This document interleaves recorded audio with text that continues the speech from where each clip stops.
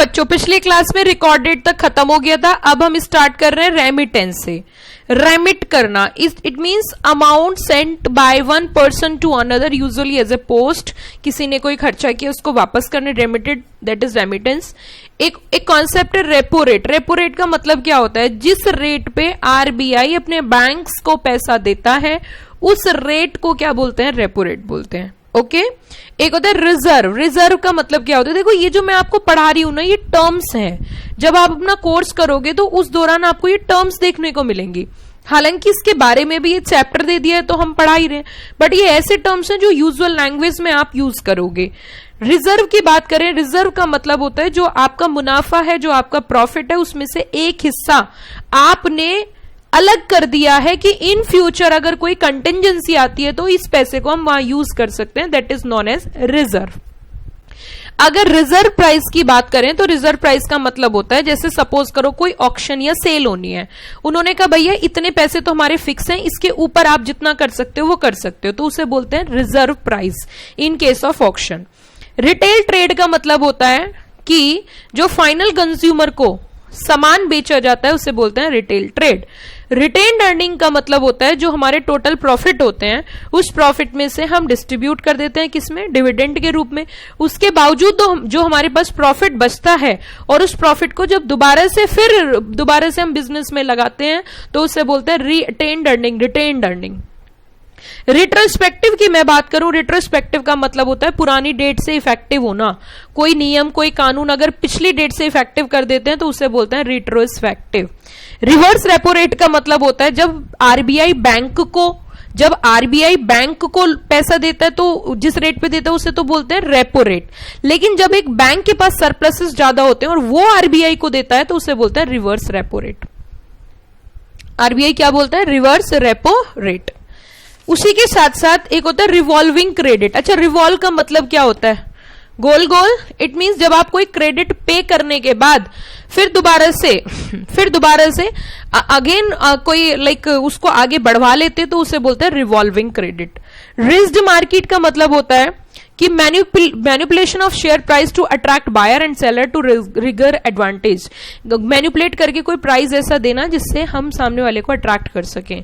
Royalty का मतलब होता है जैसे सपोज करो ट्रेडमार्क है, कॉपीराइट है, आपने अपना इंटेलेक्चुअल से कोई मेहनत करके कोई काम किया है, अब उस काम का फायदा आपको मिलना चाहिए। अब आपको फायदा कैसे मिल सकता है, मान के चलिए किसी ने कोई बुक लिखी, उसने बड़ी मेहनत करी, अब वो बुक मार्केट में बिकेगी तो मार्केट में जब उसे सेल आउट करेंगे, जो भी सेलर उसे सेल करेगा तो उस पे वो पैसे कमाएगा। पैसे किसकी वजह से कमा रहा है, जिसने वो किताब लिखी, तो उसको कुछ मुनाफा मिलना चाहिए ना, तो उसको जो पेमेंट करते हैं लमसम उसे बोलते हैं royalty. Rummaging a thorough search by ship ऐसा होता है जो कस्टम ऑफिसर होता है, कस्टम ऑफिसर उसमें शिप में जाके सर्च करता है कि कोई इलीगल इंपोर्ट तो नहीं हो रहा, तो उसे बोलते हैं रिमेगिंग। साफ्टा की बात करें, South Asian free trade area, current affairs वगैरह में आप पढ़ते हो, तो ये एक it is one of the aim of SAARC group of countries, है ना। साल्वेज मतलब बचा कुचा value, recovering items from a site of destruction, जब सब खत्म हो जाता है उसके बाद जो बच्ची कुची वैल्यू जिसे हम बोलते हैं। सैंपलिंग आप समझते ही हो, सैंपल देना। स्कैम का मतलब होता है कोई बहुत बड़ा घोटाला करना, सिंपल शब्दों में अगर मैं बताऊं कोई भी फ्रॉडलेंट एक्टिविटी कंडक्ट करना, that is known as scam. से भी आप जानते ही हो, Security Exchange Board of India, इसको याद कर लेना। सिक्योर्ड लोन की मतलब जब भी कभी कोई लोन हम लेते हैं उसके बदले में सिक्योरिटी देते हैं, that is known as secured loan. Segmental reporting का मतलब होता है जैसे एक कंपनी के कई सारे अलग अलग सेगमेंट काम कर रहे हैं, अलग अलग एक्टिविटी हो रही है, उन अलग अलग एक्टिविटी की रिपोर्टिंग करना, that is known as segmental reporting. अगली हम बात करेंगे सेट ऑफ की। सेट ऑफ का मतलब क्या होता है, a claim of one party when adjusted against an amount payable to another. जैसे मान के चलिए मुझे किसी को 100 रुपए पेमेंट करने हैं और उसे मुझे 50 रुपए देने हैं, तो मैं उससे बोलूंगी कि भैया 50 का ही कर लेते हैं, क्यों, 50 तो मेरे ऑलरेडी हैं। Settlement, it is the script wise netting of trade by a broker at the end of trading cycle. Share, what do you mean by share? Share, you know very well, small portion of the capital of a company. Share certificate जब share holder को ये दिया जाता है, ये हमारी तरफ से सर्टिफिकेट, आप इसे होल्ड कर लेना, that is known as share certificate. Shareholder is a person who hold the share, that person is known as shareholder. Splitting का मतलब मैं बता देती हूं, जैसे मान के चलिए 100 रुपए का शेयर है, अब उस शेयर को 2 हिस्सों में तोड़ लिया, 50-50 का कर दिया, तो इसे बोला जाता है splitting. It means sub division of share of large denomination into shares of small denomination, also means sub division of holding. मैंने आपको सीधे तरीके से बता दिया। स्पॉट मतलब hand to hand. Spot cash means payment is due immediately, जैसे due हो तुरंत पे कर दिया, that is known as spot. अब स्पॉट प्राइस हो सकता है, स्पॉट कैश हो सकता है, स्पॉट सेल हो सकती है ना। आगे हम बात करते हैं Stag. An applicant for a new issue of shares who hope to sell the shares on allotment at a profit once trading commence। मतलब उसने एप्लीकेंट क्या करा, अपने शेयर्स सेल करे अलॉटमेंट में, जैसी ट्रेडिंग होगी उसमें कुछ कमाएगा, तो उससे बोलते हैं स्टैग या स्पेक्यूलेटर, जो quick and fast profit earn करता है। Speculator who buy and sell stocks rapidly for fast profit, जल्दी मुनाफा कमाने के लिए। स्टैंप ड्यूटी की अगर हम बात करें तो स्टैंप ड्यूटी का मतलब होता है, ऐसा होता है कि स्टैंप एक्ट के तहत जब भी कभी कोई right create extend extinguish limit लगती है तो उस पर ड्यूटी देनी पड़ती है। जैसे मैं आपको एक छोटा सा एग्जांपल देती हूं, मान के चलिए आपने कोई घर किराए पे लिया, तो जब आपने किराए पे लिया तो आपके राइट क्रिएट हुए तो एक एग्रीमेंट, एक डॉक्यूमेंट पे वो लिखा जाता है, तो उस पर स्टैंप ड्यूटी देनी पड़ती है, सरकार ड्यूटी लेती है, तो उससे स्टैंप ड्यूटी बोलते हैं। बहुत डिटेल में एग्जीक्यूटिव में जाके हम पढ़ेंगे स्टैंप ड्यूटी के बारे में।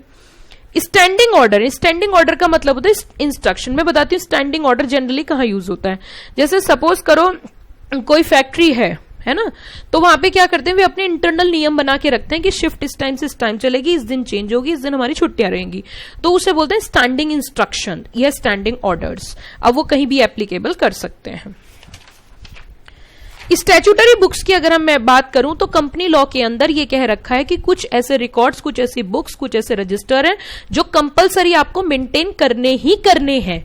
जैसे कि एग्जांपल देती हूं, register of member, register of debenture holder, register of deposit holder, उसी के साथ साथ register of loan to director, minutes company की जो समरी होती है। These are some of the documents which are compulsory required to be maintained by the company, that books is known as statutory books.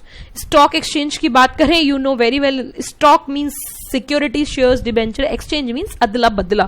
It means it is a common place where buyer and seller both are meet together to sell and purchase their shares, है ना, stock exchange। Stock transfer का मतलब होता है, suppose करो मैंने किसी को चेक दिया और मुझे लगा कि वो मुझे सामान डिलीवर नहीं कर रहा और मुझे उसे पेमेंट नहीं देना, तो वो तो चेक ले गया मेरे से, तो मैं अपने बैंक को इंस्ट्रक्शन देती हूँ कॉल करके कि उसका पैसा रोक दिया जाए, that is known as stock transfer.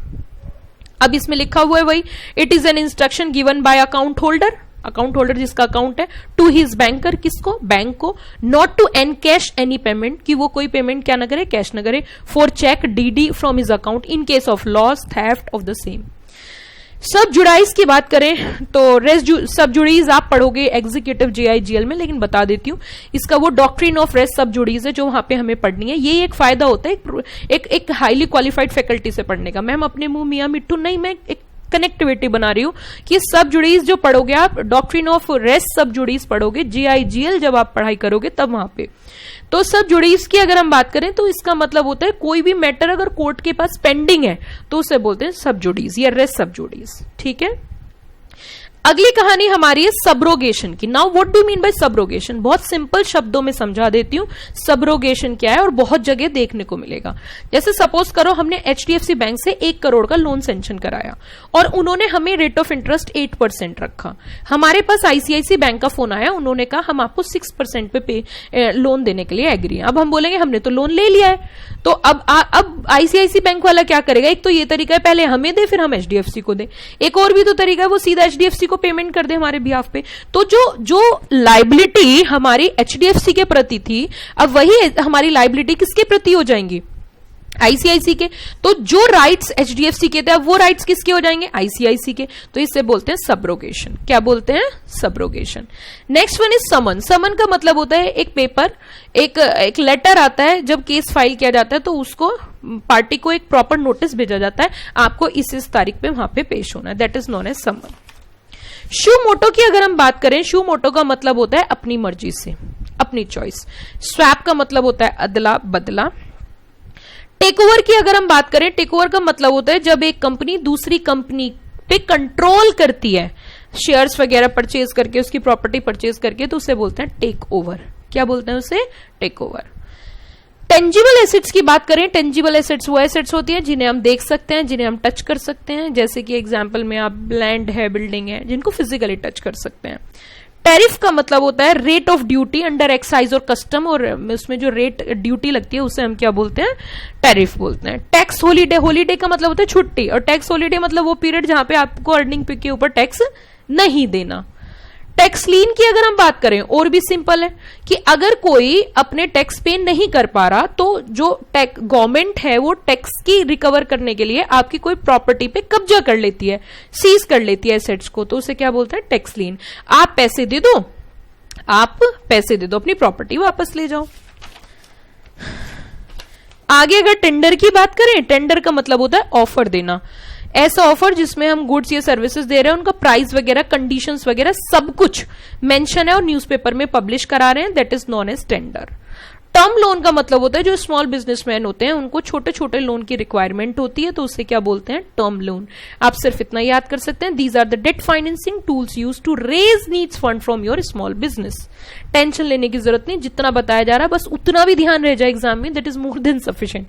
Exam के टाइम पे इतनी सारी चीजें डिटेल में बहुत ज्यादा याद नहीं रहती, याद रहता है सिर्फ और सिर्फ concept. Testimonial, a certificate issued by a responsible person to an individual about his conduct, ability, qualification और credit। उसके पास क्या है, उसकी जो खासियत है वो उसमें लिखी जाती है एक सर्टिफिकेट में, that is known as testimonial. Title, संपत्ति का मालिकाना हक, that is known as title. Legal recognition of ownership of property, जो डॉक्यूमेंट में होती है, जिसके नाम संपत्ति होती है। टॉर्ट कुछ नई चीज नहीं है जो मुझे बताई जाए, आई थिंक सो टॉर्ट का पूरा एक्ट है, पूरा आप कॉन्सेप्ट पढ़ते हो, लॉ पढ़ते हो। सिविल इंजरी और रोम है ना। उसके बाद TQM, total quality management. Trade discount, जब एक बिजनेस दूसरे बिजनेस को परचेज या सेल के लिए डिस्काउंट देता है, that is known as trade discount. Trademark की बात करें, एक ऐसा मार्क जो बाजार में हमारा सामान जब बिकता है, सेल होता है, तो उसको जो डिस्टिंक्ट एंटिटी देता है, डिस्टिंक्शन करता है, उसे हम बोलते हैं ट्रेडमार्क। ट्रांसमिशन, एक होता है ट्रांसफर, एक होता है ट्रांसमिशन, दोनों में अंतर बताती हूं। देखो, ट्रांसफर जब भी कभी किया जाता है वो अपनी इच्छा से शेयर्स दिए जाते हैं।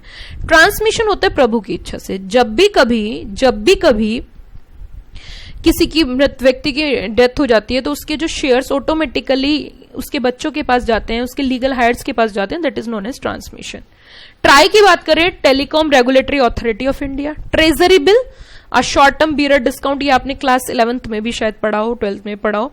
ट्रेसपास की अगर हम बात करें, ट्रेसपास का मीनिंग क्या होता है, जैसे मान के चलिए किसी का घर कोने पे है और उस घर के जस्ट दूसरी तरफ रास्ता है, इधर भी उनका घर का गेट है और बैक साइड भी है, तो कुछ लोग क्या करते हैं, एक काम करते हैं, इनके घर में से निकल जाता है, शॉर्टकट पड़ जाएगा। इट मीन्स अगर आप उनकी बिना परमिशन के आप उनके घर में, उनकी प्रॉपर्टी में एंटर करते हो, that is known as trespass, to enter someone's land or property without their permission. Trustee, जो पर्टिकुलर पर्सन होल्ड करता है प्रॉपर्टी को किसी के ट्रस्ट के लिए, that is known as trustee. Turnover की बात करें, कोई भी value of goods and services जो बेची जाती है गिवन पीरियड ऑफ टाइम, है ना, एक गिवन पीरियड ऑफ टाइम में जो टोटल सेल वगैरह होती है, ट्रेडिंग होती है, उसे हम क्या बोलते हैं, टर्नओवर। अंडर राइटिंग का कॉन्सेप्ट मैं बताती हूँ आपको। मैंने अभी मिनिमम सब्सक्रिप्शन बताया था क्या होता है और ये भी बताया था क्यों होता है। तो कई बार कंपनी डरती है कि अगर मेरा मिनिमम सब्सक्रिप्शन रिसीव नहीं हुआ तो मेरा इशू फ्लॉप हो जाएगा, तो इसके लिए वो किसी अदर पर्सन को कमीशन के बेसिस पे ही बोलती है, तुम्हें इतने शेयर या तो तुम खुद रखो या किसी को सेल करो, उसके बदले हम कमीशन देंगे। तो जिसे अपॉइंट किया जाता है इस काम के लिए उसे बोलते हैं अंडर राइटर। अनसिक्योर्ड लोन, वो लोन होता है जिसके अगेंस्ट कोई कोलैटरल, कोई सिक्योरिटी नहीं रखी जाती, that is known as unsecured loan.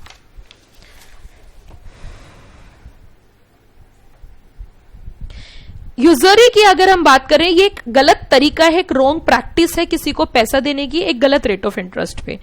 वकालतनामा मैं बताती हूँ, जब भी कभी हम कोई केस फाइल करते हैं कोर्ट में तो वो हम लीगल रिप्रेजेंटेटिव मतलब वकील के थ्रू करते हैं। तो वकील मतलब एडवोकेट, योर लीगल रिप्रेजेंटेटिव, और आपके बीच में एक एग्रीमेंट साइन होता है कि आप अपने बिहाफ पे उस पर्टिकुलर पर्सन को कोर्ट में रिप्रेजेंट करने के लिए ऑथराइज कर रहे हो, तो उस डॉक्यूमेंट को बोलते हैं वकालतनामा। वनीला इशू की बात करें तो ये है straight fix rate issue which has terms and condition accepted conventional to a particular securities market. एक मतलब फिक्स रेट होता है जो इशू करते हैं उस मार्केट के अकॉर्डिंग, तो उसे वनीला इशू बोलते हैं। वेट कुछ नया नहीं है, आपने पहले भी सुना है। Value added tax, a tax levied at a specified rates on selling of goods and services. Venture capital के बारे में मैं आपको बताना चाहूंगी, हालांकि आप ये कॉन्सेप्ट बहुत डिटेल में प्रोफेशनल में पढ़ोगे, लेकिन अभी बता देती हूँ। एक्चुअली क्या होता है कि जो नए नए बिजनेसमैन होते हैं उनके पास आइडिया होता है लेकिन फंडिंग नहीं होती, पैसा नहीं होता, तो वो कुछ बाहर वालों से पैसा ले लेते हैं, वो पैसा लगाते हैं और फिर आपके बिजनेस में हिस्सेदारी लेते हैं, तो उन्हें वेंचर कैपिटलिस्ट बोलते हैं। जो आपके जब हिस्सेदारी कैसे लेते हैं, जो भी आपका फिक्स रेट ऑफ रिटर्न होता है उसमें से रिटर्न लेते हैं। तो capital invested in a business on the basis that investor receive share, investor जिसने इन्वेस्ट किया है पैसा बिजनेस में, received share in the outcome of enterprise rather than an agreed fix rate of return. Visa की बात करें, ये आप जानते हो, endorsement made on the passport of traveller by NOA of country to which he intend to travel. जिस country में आप ट्रेवल करें तो वीजा लगवाया जाता है। वाउचर की बात करें अगर, डॉक्यूमेंट और सच evidence of transaction, usually payment of money, जो पेमेंट ऑफ मनी करते हैं उसका डॉक्यूमेंट होता है, एविडेंस होता है। वेजेस का मतलब है जो रोजमर्रा के वर्कर्स काम करते हैं उनको जो डेली बेसिस के पेमेंट मिलता है, that is known as wages. अगर वारंट की बात करूं तो मैं दूसरे तरीके से आपको बताना चाहूंगी वारंट किसे बोलते हैं। आप कई बार दुकान पे चिप्स लेने गए तो चिप्स के साथ एक कूपन मिलता है, तो कूपन मिलता है तो फिर दोबारा से आप उस कूपन को लेके दुकान पे वापस जाते हो और वहां से फिर कुछ गिफ्ट लेके आते हो। वारंट भी कुछ ऐसा ही है। जब कंपनी शेयर इशू करती है तो शेयर के साथ एक डॉक्यूमेंट और इशू करती है, अटैच कर देती है, जिसे बोलते हैं वारंट। अब वो वारंट क्या होता है, फिर दोबारा से उस डॉक्यूमेंट को दिखा के आप शेयर्स ले सकते हो। मुद्दा ये उठता है, मैम बात कुछ हजम नहीं हुई, एक बार दोबारा बताती हूँ। मान के चलिए आज किसी ने कंपनी को इशू लेके आई 1 करोड़ का और 6 महीने बाद उसे 50 लाख की फिर जरूरत है, तो टोटल पैसा कितना, 1.5 करोड़। अब आज तो उसने 1 करोड़ इशू कर लिया, अब 6 महीने बाद फिर दोबारा से इशू करेगी, फिर दोबारा फॉर्मेलिटी करेगी। वो क्या करती है कि आज ही जो 1 करोड़ रुपए इशू किया उसके साथ 50 लाख के डॉक्यूमेंट और इशू कर देती है। अभी शेयर नहीं देगी, शेयर देगी 6 महीने बाद। अभी वो डॉक्यूमेंट दिया है, उसका एक प्राइस तय कर दिया, इतने रुपए में ये मिलेगा, इतने रुपए इस वारंट के पे करने। 6 महीने बाद आप उस डॉक्यूमेंट को दिखा के इसके बदले शेयर ले सकते हो। अब जिसने लिया उसे क्या फायदा, उसे सस्ते दामों पे मिलता है वारंट, वारंट मतलब राइट होता है, और मार्केट में शेयर के प्राइस ज्यादा होते हैं, तो उसे क्या फायदा हुआ कि उसे सस्ते में शेयर्स मिल गए, और कंपनी को क्या फायदा हुआ, उसे बिना टेंशन के फंड्स मिल गया। वारंटी की बात करें, कॉन्ट्रैक्चुअल ऑब्लिगेशन होती है ना, अगर कोई पार्टी को कोई लॉस होता है तो उसको पे करने की। वॉचडॉग मतलब सेबी, जैसे कि आपने सुना होगा SEBI is a watchdog of investor. ये एक अप्लाइड टर्म है जो किसी पर्टिकुलर पर्सन को अपॉइंट या अथॉरिटी ऑर्गेनाइजेशन को अपॉइंट किया जाता है to safeguard the interest of particular group.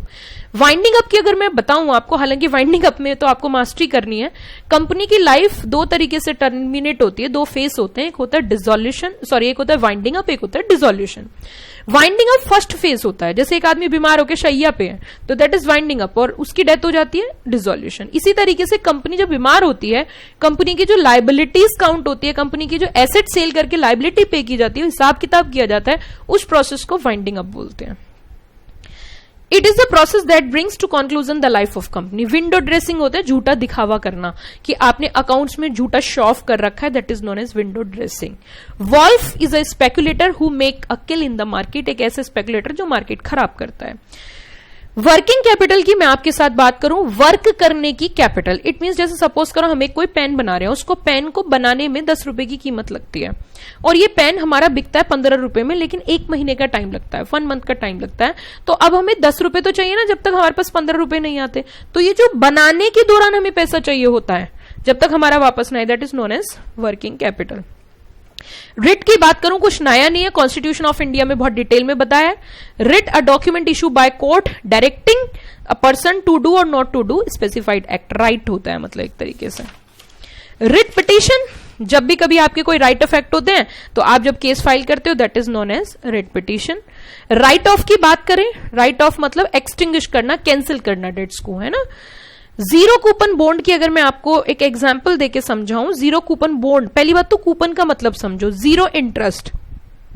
इसमें क्या होता है, मान के चलिए आज सपोज करो कोई बॉन्ड जो है 400 रुपए में इशू किया, लेकिन 20 साल बाद उसके बदले 1000 मिलेंगे।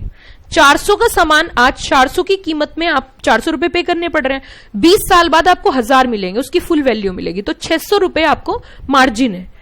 तो इसमें जीरो कूपन, इंटरेस्ट कुछ भी नहीं है, आपको डिस्काउंटेड वैल्यू पे कूपन इशू किए जाएंगे और फुल वैल्यू पे रिटर्न मिलेगी। तो it means a bond that pay no interest while the investor hold, it is sold January, during, जब तक आपको कोई इंटरेस्ट नहीं मिल रहा, बस 20 साल बाद सीधा पूरा पैसा मिलेगा।